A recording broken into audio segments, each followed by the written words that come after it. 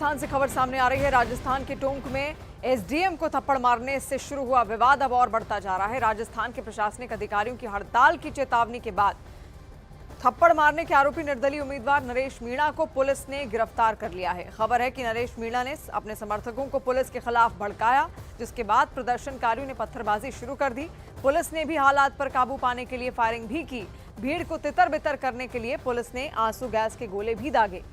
तो ये 3 तस्वीरें इस वक्त आपके सामने। भीड़ ने किस तरीके से आगजनी की, हालात लगातार बिगड़ते हुए वहां पर देखे। भवानी इस वक्त हमारे साथ जुड़ रहे हैं और जानकारी के साथ। भवानी, फिलहाल किस तरीके के हालात हैं?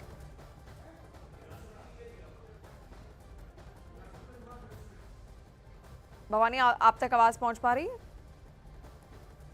तो फिलहाल ये तस्वीरें आप देखिए राजस्थान के टोंक से जो सामने आ रही हैं। बवाल होता हुआ दिख रहा है। एसडीएम को थप्पड़ मारने का ये पूरा मामला था। हालांकि जो आरोपी है उसको गिरफ्तार कर लिया गया है, क्योंकि इसके बाद तमाम प्रशासनिक अधिकारियों की ओर से हड़ताल की भी खबर निकलकर सामने आ रही थी और उसके बाद एक्शन होता हुआ वहां पर दिखा। हालात इतने ज्यादा बिगड़ गए थे कि भीड़ ने आगजनी तक की और पुलिस ने भीड़ को खदेड़ने का पूरा प्रयास भी यहां पर किया। तस्वीरों में आप देखिए। भवानी इस वक्त हमारे साथ जुड़ रहे हैं। भवानी, और क्या जानकारी मिल रही है?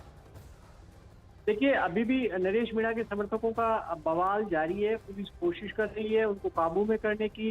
लाठीचार्ज किया पुलिस की ओर से। जो नरेश मीणा के समर्थक हैं वो लाठियां लेकर पहुंचे और पथराव कर रहे हैं। वहां से मौके से खदेड़ा गया, लेकिन अलग अलग जगह से कुछ पथराव की घटना अभी भी है सामने, लेकिन काफी हद तक कुछ कंट्रोल किया। अतिरिक्त पुलिस फोर्स भेजी गई है टोंक से और समरावता गांव में, जहां पर नरेश मीणा धरना देकर बैठे हुए थे। उन्होंने चेतावनी दी थी और लगातार वो अपने समर्थकों को भड़का रहे थे पुलिस के खिलाफ, पुलिस से भिड़ने के लिए। इसलिए दिक्कत आई और कई पुलिसकर्मी इसमें घायल हुए। 10 पुलिसकर्मी पथराव में घायल हुए और पुलिस को आंसू गैस के गोले छोड़ने पड़े। और अब लेकिन क्योंकि नरेश मीणा को हिरासत में ले लिया है, उसके बाद में पुलिस कोशिश कर रही है कि किसी तरीके से समर्थकों को काबू में लाया जाए और हिंसा को रोका जाए। जी भवानी, आपसे ये भी जानना चाहेंगे थप्पड़ आखिर क्यों मारा गया, क्योंकि नरेश मीणा पर आरोप लग रहे थे उन्होंने थप्पड़ मारा एसडीएम को। उसके बाद हड़ताल पर प्रशासनिक अधिकारी चले जाएंगे, ये भी बात निकलकर सामने आ रही थी। थप्पड़ मारने की वजह क्या थी? देखिए, जिस समरावता गांव के अंदर ये सब कुछ हुआ, समरावता गांव के लोगों ने उनकी समस्या को लेकर, वोटिंग को लेकर बाइकआउट कर रखा था, ऐसा नरेश मीणा का दावा था।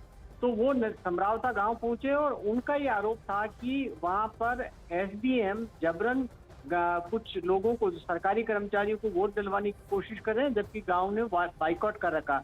इसी को लेकर प्रशासन और नरेश मीणा के बीच में टकराव हुआ और नरेश मीणा ने थप्पड़ मार दिया। और उसके बाद में वो गाँव वालों के साथ और समर्थकों के साथ वहां पर धरना देकर बैठ गए, प्रदर्शन करने लग गए।